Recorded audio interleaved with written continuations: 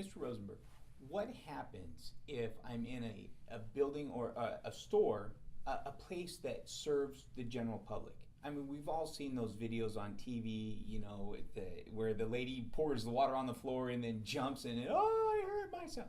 But the other day, I mean, I've had this happen personally. The other day, I was walking in a sandwich shop, and the floor, I mean, it was like an ice skating rink, and I almost went down, and I had shattered my wrist from slipping. So I'm super sensitive to anything slippery, and but in the event that somebody actually does slip and fall, I mean, for real, and hurts themselves, and I definitely know how painful it can be.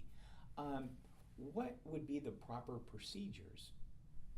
Well, obviously, if you're injured in a slip and fall accident like that, let's say in a retail environment, you've gone in to shop someplace or get some food, and maybe there's a dangerous condition in that store, and it's caused you to slip and fall and injure yourself. You make sure that you communicate either to the people who are accompanying you, your friends or family, or to the people who are running the store, that you need medical care and you need it right away. You ask them to call an ambulance, and you get that ambulance there, and you make sure you get a ride to an emergency room where you're checked out so that they can make sure that what your injuries are, give you a good diagnosis, make sure that you don't have internal injuries. So that in all cases is always the first thing to do. If you don't need to be removed from the scene to get medical care immediately, then what you need to do is, number one, if you're down on the floor and your body is telling you don't get up on your own, and don't let other people get you up on your own. You stay down there till you're ready to get up. And if you can't get up again, go back to plan one, which is to make sure an ambulance comes. But at some point, if you don't require the ambulance, then you're going to be back on your feet, perhaps seated, and you want to sit down at that point before you leave the store, and you communicate to whoever is in charge, manager, night manager, assistant manager, whoever has the authority over that space for that business.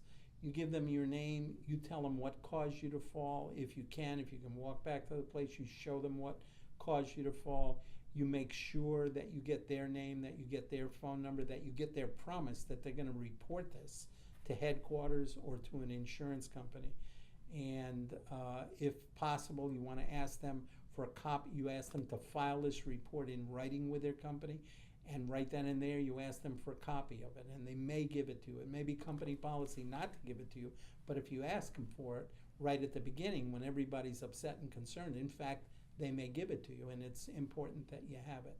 So if you know of any witnesses who saw you fall, whether they're family members or other people, because a lot of times when people fall down, other people who were nearby who saw it happen will come forward to be helpful, to see what they can do for the person who sustained the fall and perhaps an injury as well. And they may be helpful then and there, but if you let them go without getting their name and their phone number, then their future help is precluded to you. So if there are people who are helping you, you don't know who they are, you don't know how to get a hold of them, ask them to write down their name and their phone number for you.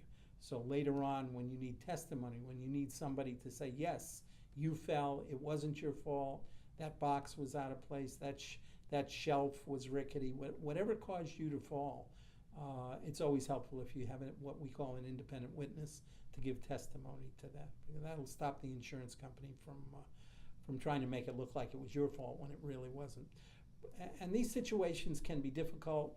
You've been injured, you're upset, you're facing the loss of money when it comes to costs of medical care. You may be out of work for a while. Give us a call. Let us give you some advice. And we do these kinds of cases. We do them all the time through the years. We've done thousands of them. We'd be happy to sit down with you and form an attorney-client relationship if both sides think that's indicated. We'll give you all the time you need. We'll come up with a plan, and we'll go forward from there. So by all means, give us a call if you're in this situation, and we'll give you some advice, and perhaps we'll get to meet and work together on your case. Excellent. Thank you, sir. Thank you, Wes. Yes, sir. Thank you.